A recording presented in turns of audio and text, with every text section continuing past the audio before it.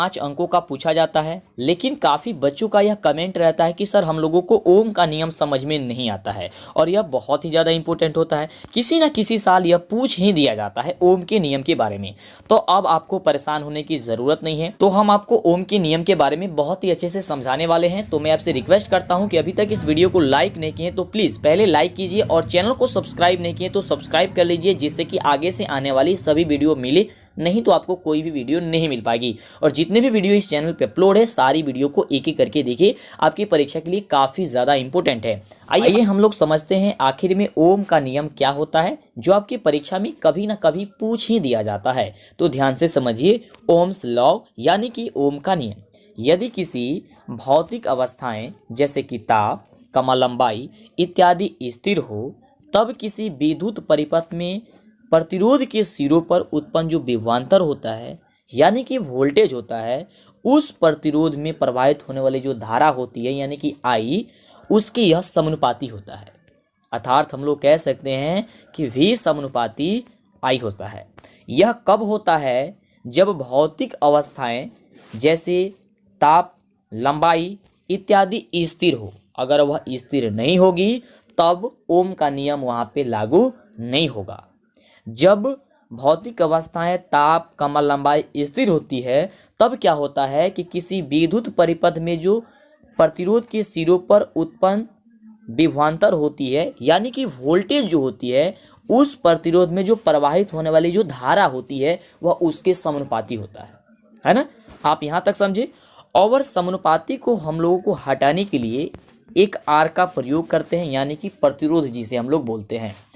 तो हम यहाँ पे लिख सकते हैं V बराबर आई आर, क्योंकि हम लोग यहाँ से समानुपाती को हटाए हैं और हटाने के बदले हम लोग एक आर का प्रयोग किए हुए हैं। यहाँ पे प्रतिरोध का प्रयोग कर देते हैं, जो कि एक आप कह सकते हैं कि नियतांक है ना। चलिए आगे बात करते हैं ओम के सूत्र के बारे में, और यह काफ़ी ज़्यादा इंपॉर्टेंट होता है जो आपको अभी हमने बताया। ओम का सूत्र अभी आपको क्या बताए? ओम का सूत्र यानी ओम के नियम का सूत्र कि V बराबर आई आर होता है ना। या V बराबर आई गुने आर लिख दिया गया हो तो भी कोई दिक्कत नहीं है, क्योंकि आई में जब हम लोग आर से गुना करते हैं तो आई आर ही प्राप्त होता है। तो ये कभी कभी स्टूडेंट के दिमाग को घुमाने के लिए ऐसा ऑप्शन दे दिया जाता है, तो घबराना नहीं है। ध्यान से याद कर लीजिए कि ओम के नियम का सूत्र क्या होता है, और अक्सर यह ऑब्जेक्टिव टाइप में भी पूछ दिया जाता है। आइए आगे बात करते हैं। देखिए बताया जा रहा है कि इस सूत्र यानी कि फॉर्मूले के द्वारा आप वोल्टेज, धारा, प्रतिरोध का मान भी निकाल सकते हैं। कैसे? ध्यान से देखिए, जो आपको हमने V बताया वह आपका विभवांतर होता है यानी कि वोल्टेज होता है। इसका इकाई वोल्ट यानी कि V होती है। कई बार पूछा जाता है आपकी परीक्षा में कि विभवांतर का मात्रक क्या होता है, विभवांतर का इकाई क्या होती है, तो वोल्ट होती है, जिसे हम लोग V से सूचित करते हैं या V दर्शा देते हैं। तो आप इसे याद करके जरूर रखिएगा, क्योंकि आपकी परीक्षा में अक्सर ऑब्जेक्टिव टाइप में पूछ दिया जाता है, और आप मॉडल पेपर या पिछले वर्षों का क्वेश्चन बैंक वगैरह में जो प्रश्न आप सॉल्व किए होंगे तो देखे होंगे कि ऐसा प्रश्न पूछा गया है। आगे बात करते हैं I बराबर। तो I बराबर धारा होता है और इसका इकाई एम्पियर होता है, जिसे हम लोग A से प्रदर्शित करते हैं।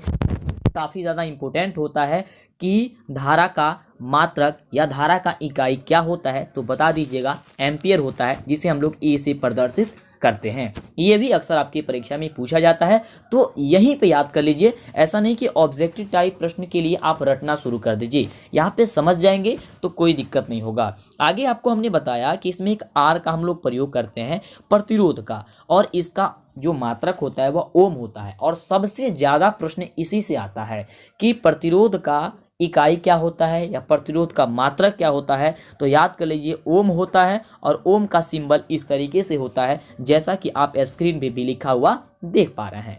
तो आप दिमाग में बैठा लीजिए इस चीज़ को। ये तीन जो आपको हमने बताई ये काफ़ी ज़्यादा इम्पोर्टेंट है, ये आप याद करके रख लीजिए कि V बराबर विभवांतर होता है जिसकी इकाई वोल्ट होती है, आई बराबर धारा होती है जिसकी इकाई एम्पियर होती है, और आर बराबर प्रतिरोध होता है जिसकी इकाई ओम होती है। ये आप समझ गए। अब आपके परीक्षा में आएगा, रही बात ये कि सर हम लोगों की अगर परीक्षा में आ जाती है कि ओम का नियम क्या है तो हम लोगों को क्या क्या लिखना होगा। ध्यान से देखिए, यहाँ पे अगर आएगा ओम का नियम क्या है तो आपको सबसे पहले ये ओम का परिभाषा जो आपको बताए, ओम की नियम की जो परिभाषा, ये आपको लिखनी है। फिर आपको बताना है कि यहाँ पे भी समानुपाती आई होता है। फिर आपको लिखनी है कि V बराबर IR होता है, क्योंकि ये जानना काफ़ी ज़रूरी है, नहीं तो हम बताते चले जाएंगे फिर आपको समझ में नहीं आएगा कि परीक्षा में हम लिखेंगे तो क्या लिखेंगे। उसके बाद से आपको ये सारी चीज़ें लिखनी होगी, यानी कि अभी तक जो आपको हमने बताया है जैसा आपको लिखा हुआ है वैसे यहाँ तक आपको लिखना है। तो आपको पूरे के पूरे अंक दे दिए जाएंगे, कोई दिक्कत होने वाली नहीं है। तो फटाफट से आप इसे किसी कॉपी पे लिख लीजिए या फिर स्क्रीनशॉट ले लीजिए और बढ़िया से आप इसे 1 से 2 बार पढ़िएगा तो आपको याद हो जाएगी, और नहीं तो एक बार वीडियो के एक बार पीछे कर लीजिएगा तो पूरी तरह से आपको याद हो जाएगी। और कभी कभी यह देखा जाता है कि इस चैप्टर से बहुत ही ज़्यादा न्यूमेरिकल प्रश्न पूछ दिया जाता है। तो आइए आपको समझाते हैं कि अगर न्यूमेरिकल पूछा जाएगा, क्या पूछा जाएगा और कौन से फॉर्मूला यानी कि आप सूत्र से उसे बनाइएगा। देखिए, अक्सर ये देखा जाता है कि विभवांतर का मान पता करने के लिए बोला जाता है, यानी कि यदि आपको विभवांतर यानी कि वोल्टेज का मान पता करना होगा तो आपको सूत्र लगाना होगा V बराबर IR, यानी कि आपको I का वैल्यू दे दिया गया होगा और R का वैल्यू दे दिया गया होगा और पूछ दिया गया होगा कि आप बताइए कि यहाँ विभवांतर क्या है यानी कि वोल्टेज क्या है, तो आप सिंपल फार्मूला लगा दीजिएगा V बराबर IR, यानी कि जो I का मान होगा और जितना प्रतिरोध का मान होगा दोनों में गुणा कर दीजिएगा तो V का जो वैल्यू होगा वह निकल करके आसानी से चला आएगा, यानी कि वोल्टेज यानी कि विभवांतर का मान निकल करके चला आएगा। यदि आपकी परीक्षा में पूछ दिया जाता है कि धारा यानी कि करंट का मान बताइए, करंट का पता लगाइए, तो आपको किस सूत्र से निकालना होगा, तो आपको निकालना होगा I बराबर V बट्टे R, यानी कि जितना विभवांतर होगा यानी कि वोल्ट होगा उसमें आपको प्रतिरोध से भाग दे देना होगा तो आपका धारा का मान निकल करके चला आएगा। तो ये भी आप फार्मूला लिख दीजिए। चलिए आगे बात करते हैं। इसमें अक्सर ये देखा जाता है कि प्रतिरोध का भी मान पूछ दिया जाता है, तो यदि आपको प्रतिरोध का मान निकालना होगा, पता करना होगा, तो आप कौन से सूत्र का प्रयोग कीजिएगा, तो R बराबर V बट्टे I का प्रयोग कीजिएगा। कहने का मतलब ये हो गया कि अगर R का वैल्यू निकालना होगा यानी कि प्रतिरोध का वैल्यू निकालना होगा तो हम लोग जितना विभवांतर दिया गया होगा उसमें हम लोग धारा का मान से भाग दे देंगे तो हम लोग का जो प्रतिरोध होगा वह निकल करके चला आएगा। और अंतिम में आपको एक बार और बताना चाहेंगे कि ओम का नियम लागू तभी होता है जब भौतिक अवस्थाएं स्थिर हो। तो यह बात आप याद करके ज़रूर रखिएगा। कैसा लगा है यह वीडियो आप हमें नीचे कमेंट करके ज़रूर बताएं, और चैनल पे पहली बार आए हैं पहले तो सब्सक्राइब कीजिए जिससे कि आगे आने वाले सभी वीडियो का नोटिफिकेशन यानी कि वीडियो मिले। और वीडियो को लाइक नहीं किए तो लाइक करके दोस्तों में ज़्यादा से ज़्यादा शेयर कर दीजिए जिससे कि सबको पता हो जाए और आगे से कौन से टॉपिक पे आपको वीडियो चाहिए, विद्युत मोटर, विद्युत जनित्र या फिर और कुछ, तो आप हमें ज़रूर बताइए, या मैथ के कौन से टॉपिक पे वीडियो चाहिए जिससे कि आपको हम बता दें। तो कमेंट कर दीजिए और वीडियो को लाइक, चैनल को सब्सक्राइब कर लीजिए जिससे कि वीडियो मिला करे। फिर मिलते हैं आपसे नेक्स्ट वीडियो में।